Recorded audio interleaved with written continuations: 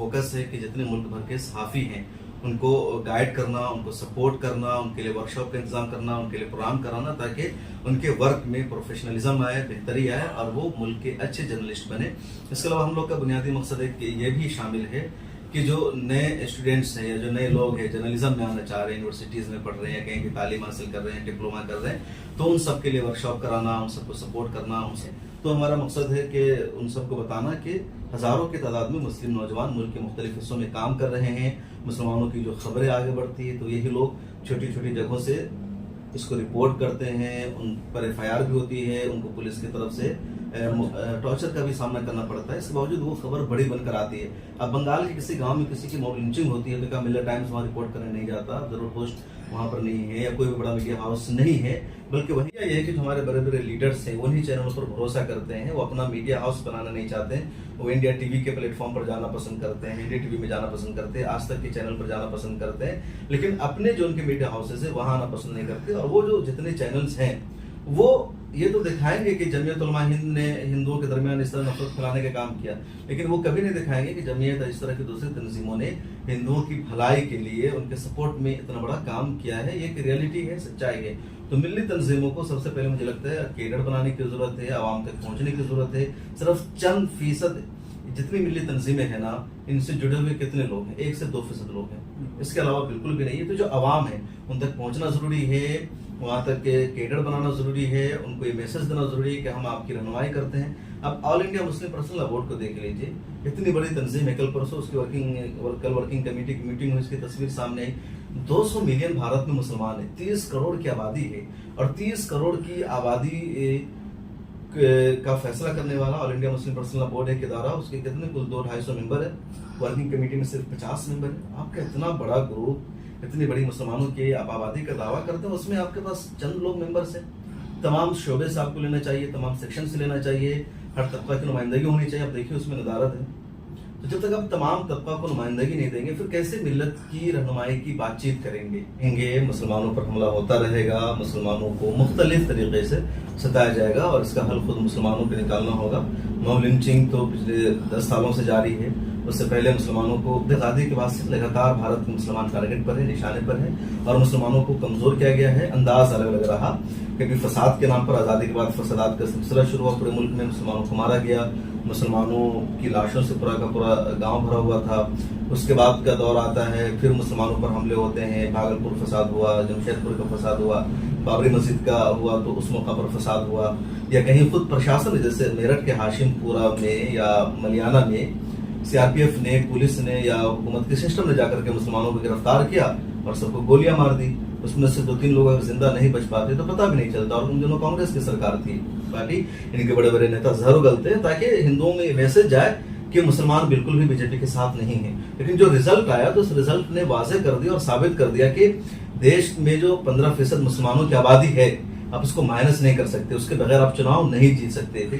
तो बीजेपी में भी ये मैसेज गया कि मुसलमान को माइनस नहीं कर सकते। तो अच्छा मौका है कि मुसलमान जब तक एक पार्टी का पार्ट बनकर रहे ना, कांग्रेस कांग्रेस कांग्रेस, मुसलमानों को चाहिए कि हर पार्टी में अपने वजूद को तस्लीम करवाए, बीजेपी के लीडरों से मुलाकात करे और कहे कि आप अपना एजेंडा तब्दील कीजिए, आप अपना नजरिया तब्दील कीजिए, आप सियासत कीजिए जैसे दूसरी पार्टियों की सियासत है। हमारे मसाइल हैं, हमारे हुकूक, आप उनको मानिए, हम आपको भी वोट कर सकते हैं ना। तो कांग्रेस हमारी सगी है ना, तो हम कहीं भी वोट कर सकते हैं। जैसे सिख है ना, सिख दोनों तरफ, इधर भी वोट करते हैं उधर भी वोट करते हैं। करना चाहिए। देखिए, आवाम के सपोर्ट के बगैर कोई मीडिया नहीं चल सकता है। मीडिया व्यूअर्स है, जो रीडर्स है, उनको मीडिया को सपोर्ट करना चाहिए। आप रोजाना 50 रुपए की चाय पीते हैं, आप रोजाना सिगरेट पीते हैं, दूसरी चीजों में पैसों का इस्तेमाल करते हैं, आप महीने में सिर्फ 100 रुपया मीडिया के नाम पर दीजिए, किसी भी एक चैनल को। अब मिल्लत टाइम्स को मत दीजिए, आप इंसाफ टाइम्स को 100 रुपया दीजिए, किसी और चैनल को दीजिए जो आपका करीबी हो या जिसको आप देखते हो या जो आपके जिसका काम आपको पसंद आता हो, उसको आप सिर्फ महीने का 100 रुपया दीजिए। यानी आप 100 रुपए का फंड मीडिया के लिए भी निकालिए। अगर देश की जो 25 करोड़ या 30 करोड़ मुसलमानों की आबादी है, उसमें से सिर्फ 5 करोड़ ने भी 100 रुपया मीडिया के नाम पर देना शुरू कर दिया, तो मुझे लगता है द वायर जैसे, द क्वीन जैसे 50 से ज्यादा मीडिया हाउस खड़े हो जाएंगे, मुसलमानों का नैरेटिव मजबूत होगा। और आज जो हमारी मिल्लत की कम्युनिटी की शिकायत है कि हमारे पास मीडिया नहीं है, हमारे पास कोई डिजिटल मजबूत प्लेटफॉर्म नहीं है, वो शिकायत हमारी खत्म हो जाएगी। मैं इस वक्त मौजूद हूँ बटला हाउस दिल्ली में मिलत टाइम्स के ऑफिस में। हमारे साथ बात करने के लिए मौजूद हैं मिलत टाइम के चीफ एडिटर और कोविटो मीडिया फाउंडेशन के सदर शम्स तबरेज़ कासमी साहब। मैं इनसे आज गुफ्तगू करना चाहूँगा इस मुल्क में मुसलमानों के लिए और पसमानदा तबकात के लिए मीडिया की क्या ज़रूरत है, उसको लेकर के किस तरह के इनिशिएटिव्स मुल्क में लिए गए हैं, कोविटो मीडिया फाउंडेशन का क़याम किस वजह से किया गया है और उसकी क्या ज़रूरत है, उसके साथ ही मुल्क के जो दीगर मिली मसाइल हैं उसका हल क्या हो सकता है और उसमें मीडिया क्या रोल निभा सकती है। आइए मैं बात करने की कोशिश करता हूँ शम्स तबरेज़ कासमी साहब से। आपके साथ है। कासमी साहब, सबसे पहला सवाल मैं करना चाहूँगा कि आपके सहाफ़ी बिरादरी से 3 लोगों पर गुज़श्ता दिनों मुकदमा कर दिया गया क्योंकि उन्होंने शामली के मॉब लिंचिंग के इशू को लेकर के ट्वीट किया था या फिर उस पर स्टोरी किया था। इसमें सदफ कामरान है, जाकिर अली त्यागी है और वसीम उल त्यागी। इसको आप किस तरह से देखते हैं? सहाफ़ियों के खिलाफ एफआईआर या सहाफ़ियों की गिरफ्तारी और उन पर हमला कोई पहला वाक़या नहीं है, क्योंकि जो सरकार है वो नहीं चाहती कि लोग ईमानदारी से जर्नलिज्म करें, सच्चाई सामने आए। तो हर दौर में सच बोलने वालों पर, सच लिखने वालों पर, सहाफ़ियों पर हमला हुआ है और इसकी ताज़ा मिसाल सामने आई है। ये बताता है कि जो पुलिस है, जो प्रशासन है, वो अपनी जिम्मेदारी अदा करने में नाकाम है। तो बहुत शर्मनाक मामला है कि सहाफ़ियों को उनका काम करने से रोका जा रहा है। पुलिस प्रशासन ने इस बुनियाद पर एफआईआर दर्ज की कि ये मॉब लिंचिंग नहीं है, आप इसको मॉब लिंचिंग क्यों कह रहे हैं, जबकि जो सहाफ़ी ग्राउंड पर गए हैं, अहले खाना से बातचीत की है, रिपोर्ट सामने आई है, तो साफ पता चल रहा है कि मॉब लिंचिंग है। भीड़ ने उनको पकड़कर मारा, इसी को मॉब लिंचिंग कहते हैं। अब पुलिस को चाहिए था कि जो मुजरिम है, जो आरोपी है, उनको गिरफ्तार करे, उनके खिलाफ एक्शन ले, मॉब लिंचिंग की जो धारा है उनके तहत केस दर्ज किया जाए। तो पुलिस ने आरोपियों को बचाने के लिए, गुंडों को बचाने के लिए, शरपसंदों को बचाने के लिए पत्रकारों के खिलाफ एक्शन लेना शुरू कर दिया कि इन्होंने मॉब लिंचिंग क्यों कहा, क्योंकि पुलिस की बदनामी हो रही थी, पुलिस की जगह खसाई हो रही थी। पुलिस को लग रहा था कि सारी दुनिया में मॉब लिंचिंग की खबर चली जाएगी और हम मॉब लिंचिंग इसको मान नहीं रहे तो हमारी बदनामी होगी। तो पुलिस ने अपनी रिस्पॉन्सिबिलिटी नहीं निभाई और पत्रकारों के खिलाफ उन्होंने एफआईआर दर्ज किया, लेकिन पत्रकारों ने बड़ी जिम्मेदारी से काम लिया। वो डरे नहीं, न डरने वाले हैं, लोग अपने स्टैंड पर बाकी रहे। उन्होंने कहा कि मॉब लिंचिंग है तो है, तुम जितनी चाहो एफआईआर करो। सब लोगों ने साथ भी दिया, सपोर्ट किया। तो पुलिस को कहीं ना कहीं उस एफआईआर को वापस लेना चाहिए। कुछ खबर आई है कि पोर्टल से हटा दिया गया है, तो अच्छी खबर है और पुलिस का यहाँ पर सरासर कसूर है। पत्रकार अपनी जगह सही है और इसी तरह पत्रकारिता होनी चाहिए।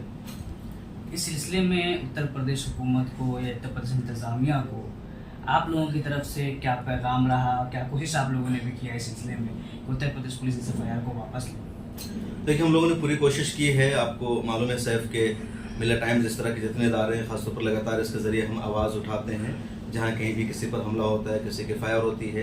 और इस कोशिश को आगे बढ़ाने के लिए हम लोग काफ़ी दिनों से कोशिश कर रहे थे कि एक ऑर्गेनाइजेशन बने, एक तंजीम बने जहाँ कलेक्टिवली आवाज़ उठाई जाए, मजमूई तौर पर सब लोग साथ रहे। तो अलहमदिल्ला कोशिश कामयाब भी हुई। चंद महीना पहले सब लोगों ने मिलकर के एक तंजीम बनाई जिसका नाम है कोविटो मीडिया फाउंडेशन, और उस फाउंडेशन के ज़रिए हमने कई प्रोग्राम भी किए हैं, लोगों को हमने नरेटिव दिया है, लोगों के लिए आवाज़ उठाई है। हाल ही में जब एफआईआर दर्ज हुई तो उसके लिए भी हम लोगों ने सबसे पहले प्रेस रिलीज जारी किया, स्टेटमेंट जारी किया और सब लोगों से कहा कि सब लोग आवाज़ उठाएं।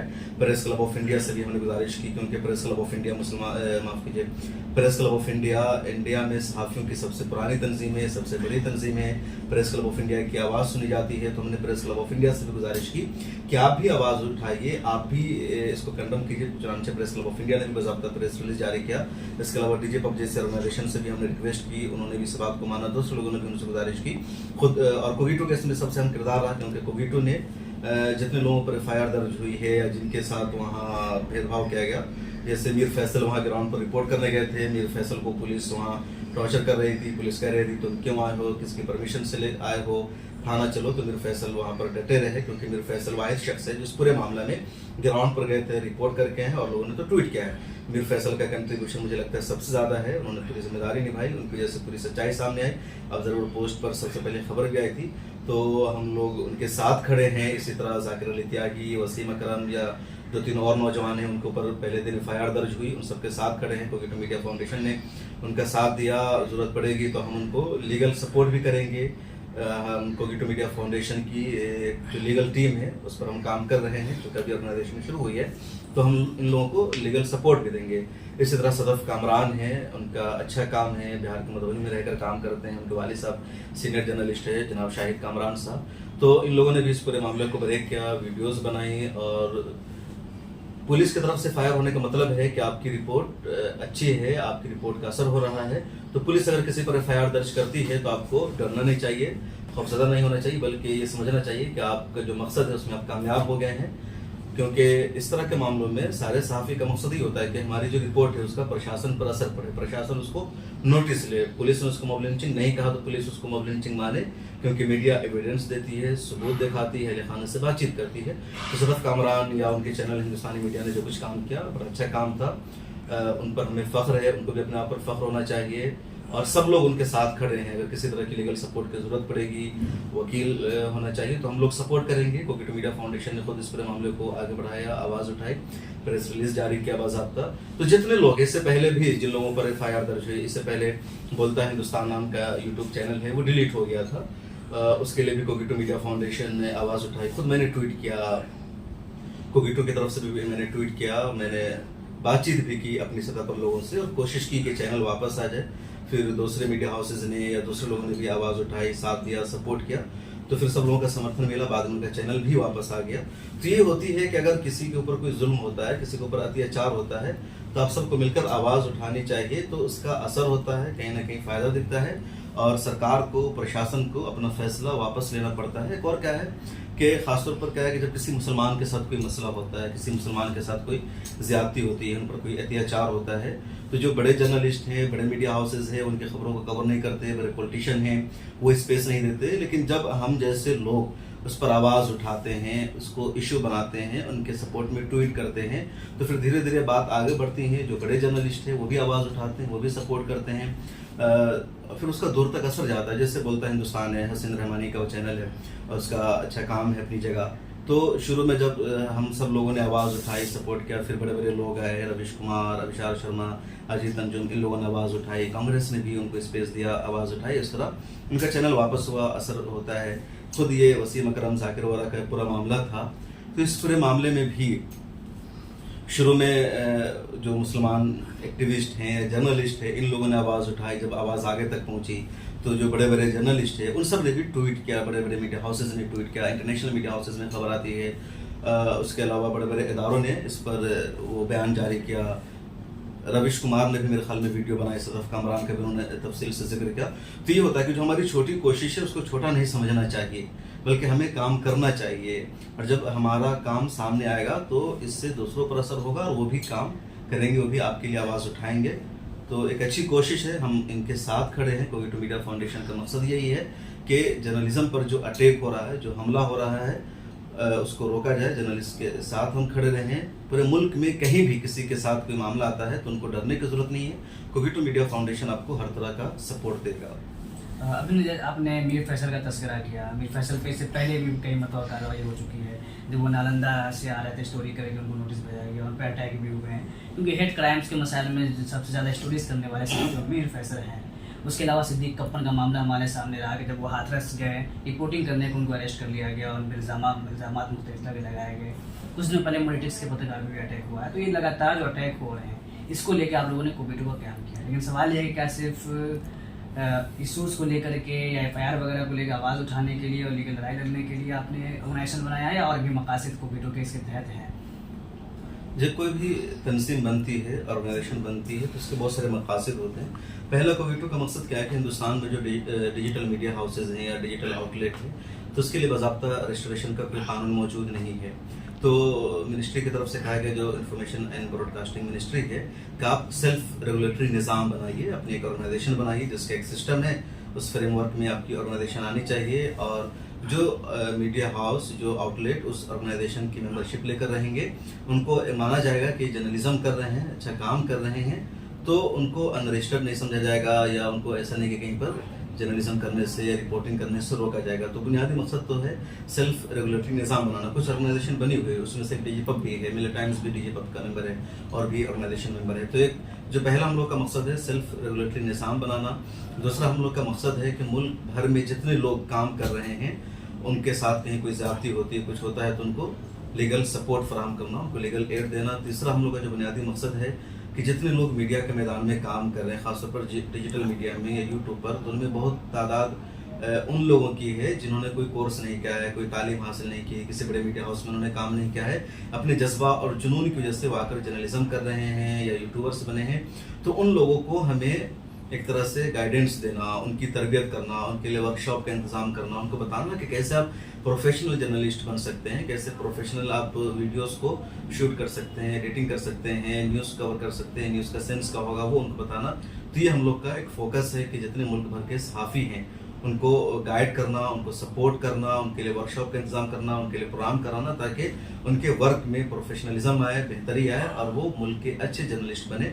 इसके अलावा हम लोग का बुनियादी मकसद एक ये भी शामिल है कि जो नए स्टूडेंट्स हैं या जो नए लोग हैं जर्नलिज्म में आना चाह रहे हैं, यूनिवर्सिटीज़ में पढ़ रहे हैं, कहीं भी तालीम हासिल कर रहे हैं, डिप्लोमा कर रहे हैं, तो उन सब के लिए वर्कशॉप कराना, उन सबको सपोर्ट करना, उन सबको बताना। इसके अलावा हम लोग का एक मकसद ये भी है कि बहुत ज़्यादा ये आवाज़ उठती है, कहा जाता है कि मुसलमानों के पास मीडिया हाउस नहीं है या मुसलमान बच्चे मीडिया में काम नहीं कर रहे हैं, जो बड़े बड़े मुस्लिम इंटेलेक्चुअल, दानिश्वर या हमारे मुस्लिम तंजीमों के रहनुमा, तो हमेशा चंद ही लोगों का नाम अपनी ज़ुबान पर लेते हैं और बताते हैं कि बस यही लोग मीडिया के मैदान में काम कर रहे हैं, दूसरे लोग नहीं हैं, हमारे यूथ नहीं है। तो हमारा मकसद है कि उन सबको बताना कि हज़ारों की तादाद में मुस्लिम नौजवान मुल्क के मुख्तलिफ हिस्सों में काम कर रहे हैं। मुसलमानों की जो खबरें आगे बढ़ती है तो यही लोग छोटी छोटी जगहों से इसको रिपोर्ट करते हैं, उन पर FIR भी होती है, उनको पुलिस की तरफ से टॉर्चर का भी सामना करना पड़ता है। इसके बावजूद वो खबर बड़ी बनकर आती है। अब बंगाल के किसी गांव में किसी की मॉब लिंचिंग होती है तो क्या मिलर टाइम्स वहाँ रिपोर्ट करने नहीं जाता? जरूर पोस्ट वहाँ पर नहीं है या कोई भी बड़ा मीडिया हाउस नहीं है, बल्कि वहीं का कोई लोकल शख्स है, वो अपने मोबाइल से वीडियो को शूट करता है, वो ट्विटर पर डालता है या फिर हमें भेजता और कहता है कि शम्स भाई ऐसा ऐसा हुआ है, इसको रिपोर्ट कीजिए, फिर हम तहकीक करके उसको आगे बढ़ाते हैं। तो बड़ा कंट्रीब्यूशन है जहाँ पर लोकल जर्नलिस्ट हैं, जो लोकल बच्चे हैं, काम कर रहे हैं और वो हमें इस तरह का जो मैटर है वो भेजते हैं और इस तरह वो खबरें आगे बढ़ती है।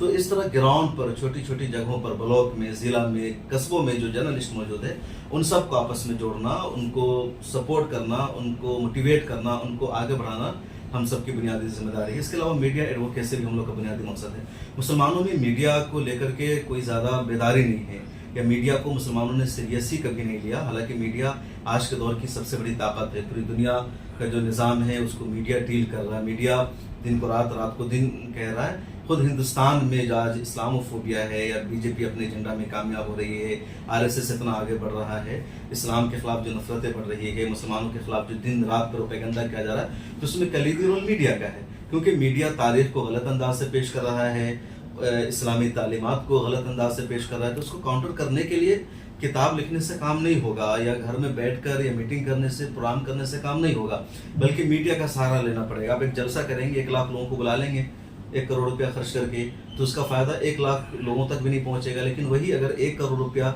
हम एक मीडिया हाउस कायम कर देते हैं, एक अच्छी सी डॉक्यूमेंट्री हम बना देते हैं, एक वीडियो बना देते हैं, किसी यूट्यूब चैनल पर अपलोड करते हैं, तो वो हमेशा के लिए रहेगी, हमेशा लोगों को दिखेगी, लोग उससे फ़ायदा उठाएंगे, लोग काउंटर करेंगे। आप सोशल मीडिया पर देखेंगे तो जो राइट विंग ग्रुप है, जो इस्लाम मुखालिफ ताकतें हैं, उन्होंने हर फॉर्म में मुसलमानों के खिलाफ काम कर रखा है इस्लाम को बदनाम करने के लिए।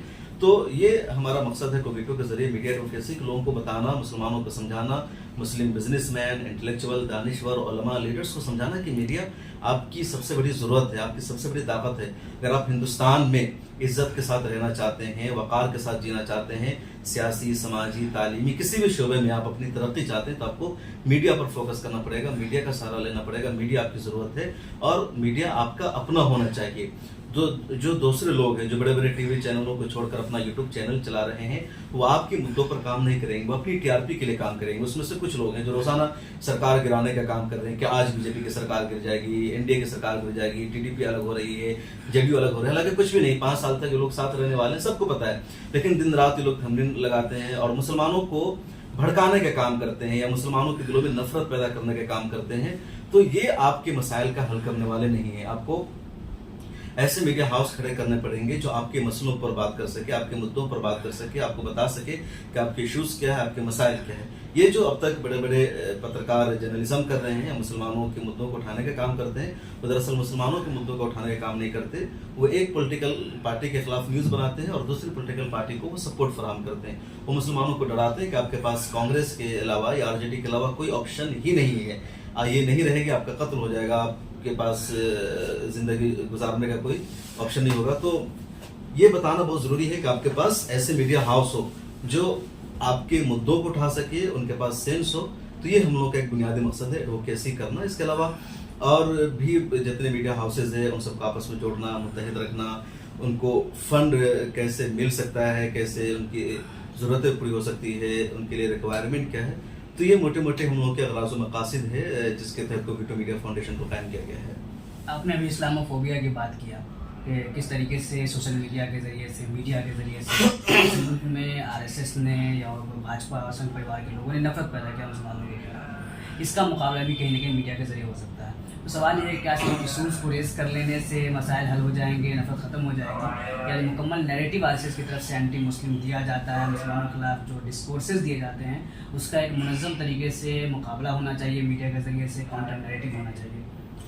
नहीं, पूरा काउंटर नैरेटिव करना ज़रूरी है। जिस अंदाज पर वो कर रहे हैं उससे आगे हमें बढ़ने की ज़रूरत है, क्योंकि सिर्फ उसका अभी हो क्या रहा है कि वो एक शोशा छोड़ देते हैं और हम उसका जवाब देने में लग जाते हैं। पूरी एनर्जी हमें उसका जवाब देने में लग जाती है। जब वो बात मुकम्मल होती है फिर वो नया शोशा छोड़ देते हैं। तो हमें उससे आगे बढ़ने की ज़रूरत है, हमें इक़दाम करने की ज़रूरत है। उनके अंदर क्या कमियां हैं, उनके अंदर क्या खामियां, हमें उसको बताने की ज़रूरत है। पूरी दुनिया में इस वक्त मजहब की लड़ाई हो रही है। इनका बुनियादी मकसद है लोगों को इस्लाम से दूर करना, कि उनको अच्छी तरह जानते हैं कि अगर लोगों ने, पढ़े लिखी अवाम ने, संजीदा दानिश्वर लोगों ने कुरान करीम को पढ़ लिया, उन्होंने इस्लाम को जान लिया, तो वो इस्लाम कबूल कर लेंगे, मुसलमान बन जाएंगे। पूरी दुनिया में इसी तरह इस्लाम फैल रहा है। अब उनको डर है कि अगर इस तरह होगा तो इस्लाम फैलता जाएगा, हम ख़त्म हो जाएंगे, हमारे मजहब का कोई वजूद नहीं बचेगा। तो वो समझते हैं कि लोगों को इस्लाम के करीब आने से रोकने का अच्छा तरीका है कि इस्लाम के खिलाफ खूब नेगेटिव प्रोपेगेंडा करो, लोगों को इतना डरा दो कि वो इस्लाम के करीब जाए ही ना। कुरान के हवाले से इतनी उल्टी सीधी बकवास पहले ही कर दो कि लोग कुरान को पढ़ने की कोशिश ही ना करें। जैसे मान लीजिए कश्मीर है, तो अब कश्मीर घूमने की जगह है, लोग जाना चाहते हैं, लेकिन कश्मीर के ताल्लुक से एक नैरेटिव फैला दिया गया कि दिन रात वहाँ हमले होते हैं, दहशतगर्दों का टेप होता है, वहाँ आप गए तो बचकर आना ज़रूरी है। तो अब आदमी चाहेगा भी कश्मीर घूमना तो डर के मारे नहीं जाएगा।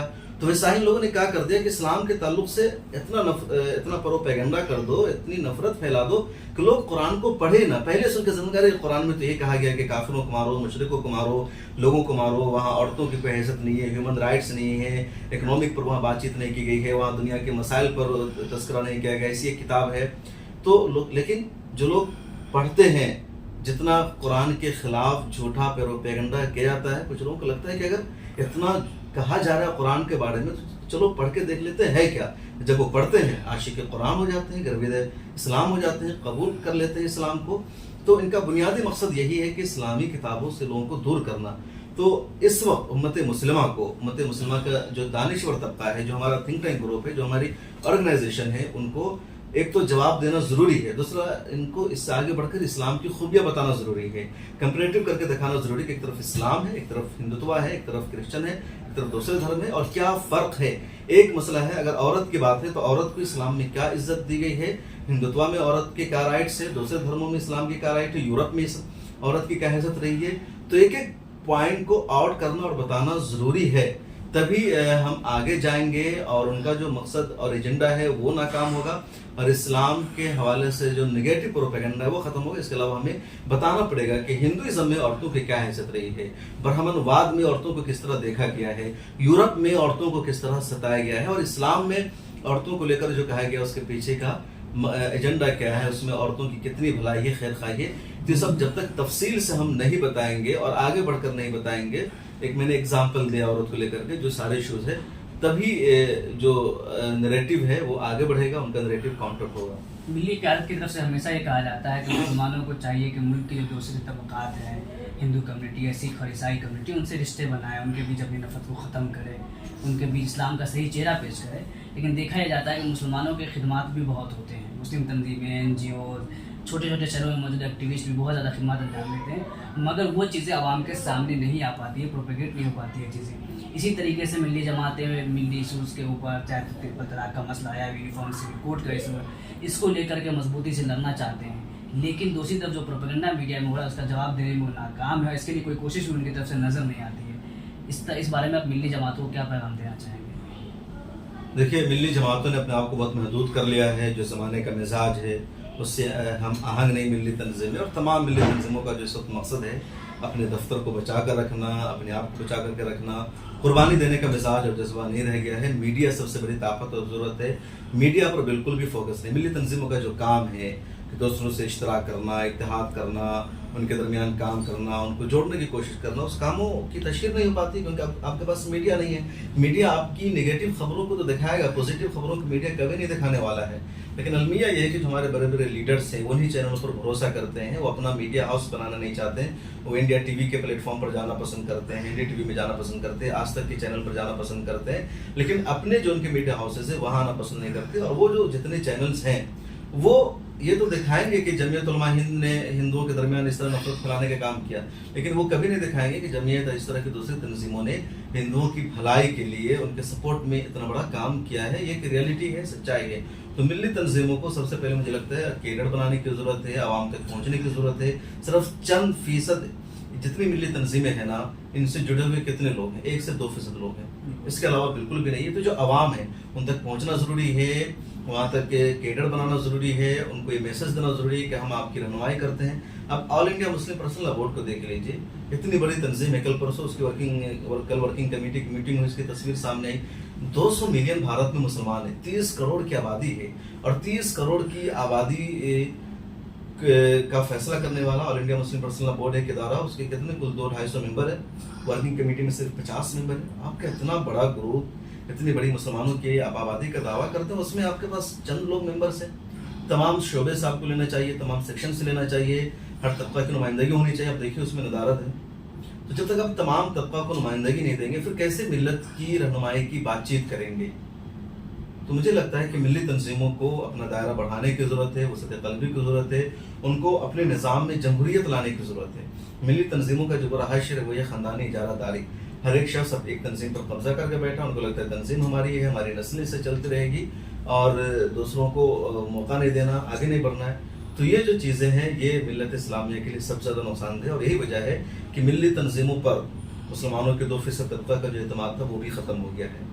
जिनका जुड़ाव है वो कोई सदर है, नायब सदर है, तो ठीक है, बस उन्हीं लोगों की दिलचस्पी उन तंजीमों में, उसके अलावा को कोई मतलब नहीं रह गया है उन तंजीमों से। आखिर में चंद सवाल आपने मीडिया से हटकर करना चाहूँगा। जब 2024 का चुनाव का रिजल्ट आता है और भारतीय जनता पार्टी की सीटें 60 से ज़्यादा कम हुई, एनडीए की एक कमज़ोर सरकार जो है वो मरकज़ में आती है, तो एक माहौल बनता है कि शायद आने वाला 5 साल या आने वाले जो दिन हैं वो मुल्क के लिए बेहतर होंगे, मुसलमानों के लिए बेहतर होंगे, और जो चैलेंजेस 10 साल से मुसलमान झेल रहे थे, मुल्क झेल रहा था, उसमें कमी आएगी। लेकिन देखा गया फौरी तौर पर मॉब लिंचिंग में इजाफा हो गया, फौरी तौर पर सेंट्रल लेवल पे यूसीसी को लाने की बात होने लगी है, उसी तरीके से मुस्लिम एक्टिविस्टों जर्नलिस्टों पर हमले होने लगे हैं। आपको क्या लगता है कि ये चैलेंजेस जो 10 साल तक रहे हैं वो आने वाले सालों में भी वैसे ही बरकरार रहेंगे? देखिए, चैलेंजेस तो बरकरार रहेंगे, मुसलमानों पर हमला होता रहेगा, मुसलमानों को मुख्तलिफ तरीके से सताया जाएगा और इसका हल खुद मुसलमानों को निकालना होगा। मॉब लिंचिंग तो पिछले 10 सालों से जारी है, उससे पहले मुसलमानों को देखिए इंडिया में है क्या, जैसे आज मॉब लिंचिंग हो रही है तो हमें लगता है कि बीजेपी की हुकूमत है, मॉब लिंचिंग हो रही। सच्चाई क्या है कि आज़ादी के बाद से लगातार भारत के मुसलमान टारगेट पर है, निशाने पर है, और मुसलमानों को कमज़ोर किया गया है। अंदाज अलग अलग रहा, कभी फसाद के नाम पर आज़ादी के बाद फसादात का सिलसिला शुरू हुआ, पूरे मुल्क में मुसलमानों को मारा गया, मुसलमानों की लाशों से पूरा का पूरा गांव भरा हुआ था। उसके बाद का दौर आता है, फिर मुसलमानों पर हमले होते हैं, भागलपुर फसाद हुआ, जमशेदपुर का फसाद हुआ, बाबरी मस्जिद का हुआ तो उस मौका पर फसाद हुआ, या कहीं खुद प्रशासन जैसे मेरठ के हाशिमपुरा में या मलियाना में सीआरपीएफ ने, पुलिस ने या हुकूमत के सिस्टम ने जाकर के मुसलमानों को गिरफ्तार किया और सबको गोलियां मार दी। उसमें से 2-3 लोग अगर जिंदा नहीं बच पाते तो पता भी नहीं चलता, और उन दिनों कांग्रेस की सरकार थी। बाबरी मस्जिद का पूरा कज़िया वो कांग्रेस की सरकार थी।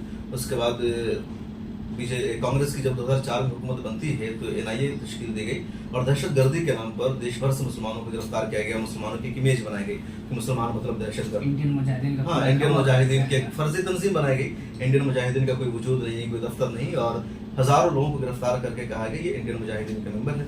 बीजेपी की हुकूमत आती है तो मॉब लिंचिंग का नया ट्रेंड शुरू हुआ, जहाँ भीड़ आती है, किसी को मार देती है, किसी नौजवान को लोग पकड़ते हैं और कहते हैं जय श्री राम का नारा लगाओ, और फिर उसको मारना शुरू कर देते हैं। किसी को पकड़ते हैं और कहते हैं कि तुम्हारे घर में गाय का गोश्त रखा हुआ, उसकी जान ले लेते हैं, और ये ट्रेंड चल पड़ा है। तो हर हुकूमत में इस तरह का मामला होता रहा, इसको रोकना जरूरी है। इसको रोकने के लिए आपको प्रोटेस्ट करना होगा, आपको हुकूमत के बीच में अपनी अहमियत मनवानी होगी, उनको मैसेज देना होगा कि हम हैं तो आपकी सरकार है, हम नहीं तो आपकी सरकार खत्म हो जाएगी। और मुझे लगता है कि बहुत अच्छा मौका है 2024 का जो रिजल्ट आया, तो इस रिजल्ट ने कांग्रेस के साथ बीजेपी को बहुत ज्यादा सोचने पर मजबूर किया। कांग्रेस के हवाले से था कि कांग्रेस मुसलमानों के वोट के साथ जीती है, मुसलमानों का वोट कांग्रेस से हट जाएगा तो कांग्रेस इक़्तिदार में नहीं आ पाएगी, या बिहार में आरजेडी, या उत्तर प्रदेश में समाजवादी पार्टी, या बंगाल में टीएमसी, इसी तरह कुछ और सूबे में जो स्टेट की पार्टियां हैं। तो ये देखा जा रहा था, लेकिन बीजेपी की तरफ से नैरेटिव था कि हमें मुसलमानों के वोट की जरूरत नहीं है, 80% हिंदुओं की आबादी है और हमें वही वोट चाहिए, उसी वोट से हम जीत जाएंगे। और बीजेपी जानबूझकर मुसलमानों के खिलाफ चुनाव के मौका पर और ज्यादा उल्टा सीधा बोलती है, मुसलमानों को छिड़ाने का काम करती है, मुसलमानों के खिलाफ ये पार्टी, इनके बड़े बड़े नेता जहर उगलते हैं ताकि हिंदुओं में मैसेज जाए कि मुसलमान बिल्कुल भी बीजेपी के साथ नहीं है। लेकिन जो रिजल्ट आया तो उस रिजल्ट ने वाज़ेह कर दिया और साबित कर दिया कि देश में जो 15% मुसलमानों की आबादी है, आप इसको माइनस नहीं कर सकते, उसके बगैर आप चुनाव नहीं जीत सकते, उसके बगैर आप मेजोरिटी हासिल नहीं कर सकते। और चर्चा बीजेपी में भी हो रही है कि मुसलमानों को जो हमने बिल्कुल नजरअंदाज कर दिया, एक मैसेज दिया कि मुसलमान हमसे दूर हो जाए, मुसलमानों का वोट हमको नहीं चाहिए, तो मुसलमानों ने एक तरफा तौर पर इंडिया अलायंस को वोट किया। और उसका नतीजा यह है कि बीजेपी जिसने राम मंदिर का मुद्दा उठाया, इतने सारे इश्यूज छेड़े, वो 240 सीटों पर सिमट गई। तो बीजेपी में भी ये मैसेज गया कि मुसलमान को माइनस नहीं कर सकते। तो अच्छा मौका है कि मुसलमान जब तक एक पार्टी का पार्ट बनकर रहे ना, कांग्रेस कांग्रेस कांग्रेस, मुसलमानों को चाहिए कि हर पार्टी में अपने वजूद को तस्लीम करवाए, बीजेपी के लीडरों से मुलाकात करें और कहे कि आप अपना एजेंडा तब्दील कीजिए, आप अपना नजरिया तब्दील कीजिए, आप सियासत कीजिए जैसे दूसरी पार्टियों की सियासत है, हमारे मसाइल हैं, हमारे हुकूक, आप उनको मानिए, हम आपको भी वोट कर सकते हैं। ना तो कांग्रेस हमारी सगी है ना आप, तो हम कहीं भी वोट कर सकते हैं। जैसे सिख है ना, सिख दोनों तरफ, इधर भी वोट करते हैं, उधर भी वोट करते हैं। कांग्रेस ने मनमोहन सिंह को प्राइम मिनिस्टर बना दिया, एक सिख को वजीर आजम बनाया, इसके बावजूद सिख का दोनों तरफ रहता है। अभी जो नई सरकार बनी उसमें दो सिख को इन्होंने मिनिस्टर बनाया, हालांकि उनमें से कोई चुनाव जीत कर नहीं आया है। क्रिश्चियन को इन्होंने प्राइम मिनिस्टर बनाया, तमाम समाज के लोगों को लिया। तो मुसलमानों ने जो अपना एक वो बना रखा है कि हम सिर्फ कांग्रेस के साथ रहेंगे, कहीं और नहीं जाएंगे और हमारा दुश्मन है, तो सियासत में, जमहूरियत में ये ठीक नहीं, इससे आपका नुकसान होगा। तो अब दोनों पार्टियों में अपनी अहमियत को मनवाई, क्योंकि इस वक्त यही दो मुल्क की बड़ी पार्टी है जो मरकज में सरकार बना सकती है। दोनों जगह आपका एक वजूद रहना चाहिए और उस सरकार में उस पार्टी को ये मैसेज आना चाहिए कि मुसलमान अगर साथ देंगे तो हमारी सरकार आसानी से बन जाएगी। जब ये आपके बारे में रहेगा तो आपकी बातें मानी जाएगी। मुसलमानों ने वन साइडेड जो कांग्रेस से अपने आप को जोड़ लिया ना, तो उसका नतीजा ये कि कांग्रेस में भी मुसलमानों की हैसियत नहीं रह गई। अभी 2 दिन पहले की बात है, सुप्रिया श्रीनेट ने मोदी सरकार की 1 महीने की रिपोर्ट कार्ड पेश किया कि पिछले 1 महीना में मोदी सरकार की वजह से देश की क्या हालत हुई है, महंगाई हुई है, पेपर लीक हुआ है, 17-18 चीजों का उसने तस्करा किया और उसमें मॉब लिंचिंग का जिक्र ही नहीं है। तो मुसलमान जश्न मना रहे हैं, खुशियां मना रहे हैं कि अपोजिशन मजबूत है, हमने मुत्तहिद होकर वोट किया और कांग्रेस को 100 सीटों पर जीत मिल गई। लेकिन जिस कांग्रेस पर आपने भरोसा किया, जिस राहुल गांधी पर आपने भरोसा किया, उन्होंने तो मॉब लिंचिंग का मुद्दा पार्लियामेंट में नहीं उठाया, उनकी नेशनल स्पोक पर्सन ट्विटर पर आपके मुद्दों को अहमियत नहीं दे रही, जिक्र नहीं कर रहे, तो फिर आप किस बात को लेकर खुश है? मतलब साफ है कि कांग्रेस ने समझ लिया कि मुसलमान बीजेपी में जा नहीं सकते, तो मजबूरी है कि वो हमारे साथ रहेंगे और हम उनके मुद्दों को उठाए ना उठाए कुछ फर्क नहीं पड़ने वाला है, क्योंकि वो हमारे अलावा कहीं जा ही नहीं सकते। तो मुसलमानों ने जो ऑप्शन खत्म कर दिया, जो ऑप्शन लेस मुसलमान हो गए हैं, ये स्टेटस मुसलमानों को खत्म करना पड़ेगा। मुस्लिम लीडर्स को, इंटेलेक्चुअल को सोचना पड़ेगा, तभी इस देश में मुसलमानों की कोई अच्छी हालत हो सकती है। वरना 2% सिख हैं, 2% तकरीबन ईसाई हैं, उनकी हालत हमसे ज्यादा अच्छी है और 14-15% वाले मुसलमान आज इस देश में सबसे ज्यादा हलाक हो रहे हैं, तबाह हो रहे हैं, बर्बाद हो रहे हैं और उनमें डर और खौफ बैठा हुआ है। आखिर में मैं जानना चाहूँगा कि इन तमाम मसाइल को लेकर, चाहे तहफ़्फ़ुज़ का मसला हो या सियासी तक़वियत का, सियासी हिस्सेदारी का मसला हो, या फिर आइली मसाइल में, मजहबी मसाइल में जो इंटरफेयर किया जा रहा है, उन सब को लेकर के मीडिया की जो ज़रूरत है उसको लेकर कोविटो मीडिया फाउंडेशन के सदर के तौर पर आप क्या उम्मीद रखते हैं आम मुसलमानों से भी, लीडरशिप से भी और सहाफ़ी हज़रात से भी? देखिए, हम उम्मीद तो ये रखते हैं कि इंशाअल्लाह ताला जो फ्यूचर होगा, ताबनाक होगा, मुस्तक़बिल रोशन होगा। जो मुस्लिम कौम है, जब भी उसको परेशानियों से गुजरना पड़ा है, मुश्किल हालात के सामने आए हैं, तो फिर आगे तरक्की मिली है। मुसलमान होने का मतलब ही है कि आपको आजमाइशों से गुजरना पड़ेगा, परेशानियों से दो चार होना पड़ेगा और इन परेशानियों से आपको लड़ना है, मुकाबला करना है, पीछे नहीं हटना है, डरना नहीं है, खौफज़दा नहीं होना। तो इसकी ज़रूरत है। जो हमारे लीडर्स हैं, जो हमारे कायदीन हैं, उनसे भी मैं यही कहना चाहूँगा कि उनको सामने आने की ज़रूरत है, हालात से डरने की ज़रूरत नहीं। जैसे कुछ लीडर्स है, सामने आते हैं, खुलकर बोलते हैं, कहीं पर उसका असर भी दिखता है। जैसे पिछले दिनों मैंने देखा कि मौलाना खलील रहमान सज्जाद नुमान ने प्रोग्राम में खुल करके कहा कि जो बड़े बड़े पॉलिटिकल पार्टियों के रहनुमा है, राहुल, अखिलेश, ये मुसलमान लफ्ज नहीं बोलते हैं, माइनॉरिटी का शब्द बोलते हैं। ट्विटर पर लोगों ने उसको ट्रेंड चलाया, तो अगले दिन राहुल गांधी ने पार्लियामेंट में बोला मुसलमान। तो जो हमारे जितने लीडर्स हैं उनको मसलहत की, हिकमत की सियासत को छोड़ना होगा, सामने आना होगा, खुल करके बोलना होगा। हम लोग मीडिया के मैदान में काम करें, क्योंकि कोई भी कौम अगर तरक्की करना चाहती है या किसी भी कौम को जवाल से निकालना है, किसी भी कौम को मुसीबत से निकालना है, उस कौम के अफराद में आपको हिम्मत और हौसला पैदा करना है, तो तमाम शोबों में काम करना होगा। सियासी एम्पावरमेंट भी जरूरी है, समाजी एम्पावरमेंट भी जरूरी है, तालीमी एम्पावरमेंट भी जरूरी है, और मीडिया में भी एम्पावरमेंट जरूरी है। जॉब में, बिजनेस में, हर सेक्शन में मुसलमानों को आगे आना होगा। तो मुझे लगता है कि हर सेक्शन में मुसलमानों को काम करने की जरूरत है। जो लोग सियासत में हैं उनको सियासत में काम करते रहना चाहिए, और जितने लोग मुस्लिम पॉलिटिकल पार्टियों को इल्ज़ाम देते हैं बीजेपी के साथ होने का, उनको इल्ज़ाम देना बंद करना चाहिए। जो मिली इशूज़ के लिए, जो अवेयरनेस के लिए काम कर रहे हैं, जो हमारी मिली तंजीमें हैं, उनको अपने काम पर फोकस करना चाहिए। जो लोग बिजनेस के मैदान में काम कर रहे हैं उनको हमें सपोर्ट करना चाहिए, उनके खिलाफ बोलना बंद कर देना चाहिए कि ये बीजेपी से मिले हुए या उससे मिले हुए। जो बिजनेसमैन ग्रुप है उनका सरकार से मिलकर रहना जरूरी होता है। आप चूंकि जो इंडिया में है वो कैपिटलिज्म का एक तरह से निज़ाम है समझिए, और कैपिटलिज्म में चूंकि देश को कौन चलाता है, बिजनेसमैन चलाता है, तो हुकूमत के लोग मिले हुए रहते हैं। आप देखिए अभी अंबानी के बेटे की शादी हो रही है, तो देश के जो हुकूमत में लोग हैं उनको भी बुला रहे हैं, जो अपोजिशन में उनको भी बुला रहे हैं। मतलब वो जो हुकूमत में है उनको भी फंड कर रहे हैं, जो अपोजिशन में उनको भी फंड कर रहे हैं। कैपिटलिज्म के निज़ाम है। तो अगर कोई मुसलमान बिजनेसमैन है तो उसको आप ये कह करके कि हुकूमत से उन्होंने एक बार मुलाकात कर ली, किसी मिनिस्टर से मुलाकात कर ली, उस पर आपने इल्ज़ाम लगा दिए, सब जो ट्रेंड है ना हमारे लोगों का खत्म करना होगा। क्योंकि बिजनेस में आपको ग्रोथ करना, आगे बढ़ना है, तो उनका सबसे मिलकर के रहना जरूरी है। क्या कहना चाहेंगे आवाम को, लीडर्स को? क्या उनको मीडिया को मदद करना चाहिए, मीडिया को इस्टेब्लिश करने में अपना कंट्रीब्यूशन देना चाहिए? जो मुस्लिम सहाफ़ी हैं, जर्नलिस्ट हैं, जो यूट्यूबर्स हैं, उनके साथ कोऑर्डिनेशन बना के उनके हालात को समझ करके जहाँ तक हो सके उनका हेल्प इन लीडरशिप को और आवाम को भी करना चाहिए। जी बिल्कुल करना चाहिए। देखिए आवाम के सपोर्ट के बगैर कोई मीडिया नहीं चल सकता है।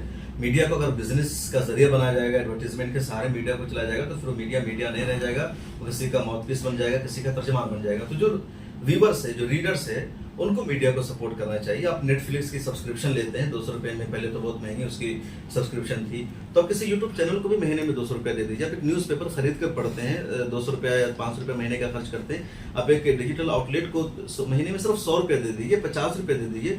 तो मैं तो कहना चाहूँगा कि जितने लोग हैं इस वीडियो को सुन रहे हैं, आपकी 10,000 रुपये की सैलरी आती हो या 1 लाख की सैलरी आती हो, आप एक जरूर सोच लीजिए कि जहां महीने में आप दूसरी चीजों में खर्च करते हैं, आप रोजाना 50 रुपए की चाय पीते हैं, आप रोजाना सिगरेट पीते हैं, दूसरी चीजों में पैसों का इस्तेमाल करते हैं, आप महीने में सिर्फ 100 रुपया मीडिया के नाम पर दीजिए, किसी भी एक चैनल को।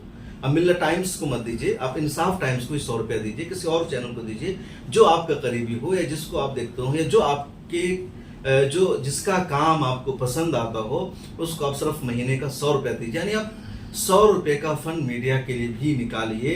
अगर देश की जो 25 करोड़ या 30 करोड़ मुसलमानों की आबादी है, उसमें से सिर्फ 5 करोड़ ने भी 100 रुपया मीडिया के नाम पर देना शुरू कर दिया, तो मुझे लगता है द वायर जैसे, द क्वीन जैसे 50 से ज्यादा मीडिया हाउस खड़े हो जाएंगे, मुसलमानों का नैरेटिव मजबूत होगा। और आज जो हमारी मिल्लत की कम्युनिटी की शिकायत है कि हमारे पास मीडिया नहीं है, हमारे पास कोई डिजिटल मजबूत प्लेटफॉर्म नहीं है, वो शिकायत हमारी खत्म हो जाएगी, हम मजबूत बनेंगे, हमारा नैरेटिव मजबूत होगा, और जिस हमारे जो मसाइल हैं वो खत्म हो जाएंगे इंशाल्लाह। बहुत शुक्रिया संत तबरेज़ कासमी साहब थे, जो कि मिल्लत टाइम के चीफ एडिटर और कोविटो मीडिया फाउंडेशन के सदर हैं। इंशाल्लाह आगे मुख्तलिफ इंटरव्यूज़ हम पेश करते रहेंगे। बहुत शुक्रिया। कैमरा पर्सन महताब आलम के साथ मैं सैफुर रहमान।